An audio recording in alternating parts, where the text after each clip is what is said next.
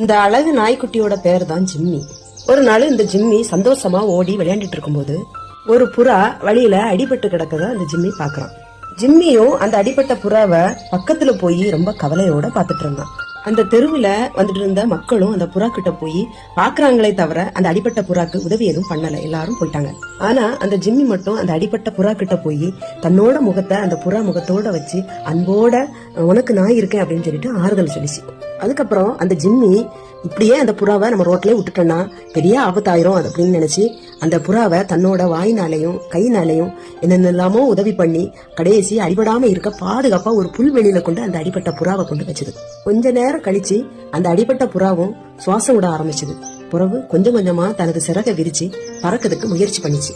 இப்படி கொஞ்சம் கொஞ்சமா முயற்சி பண்ணி அடிப்பட்ட புறாவும் பறக்க ஆரம்பிச்சது. இத பார்த்த அந்த ஜிம்மிக்கு நல்ல ஒரு சந்தோஷம். அந்த புறாவும் அந்த ஜிம்மி கிட்ட வந்து தன்னோட நன்றியை சொல்லுது.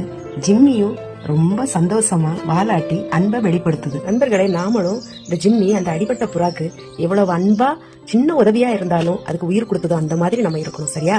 இந்த ஜிம்மி புறாவோட கதை உங்களுக்கு பிடிச்சிருந்தா சப்ஸ்கிரைபர் பண்ணுங்க, கமெண்ட்ஸ் பண்ணுங்க, லைக் பண்ணுங்க. தேங்க்யூ.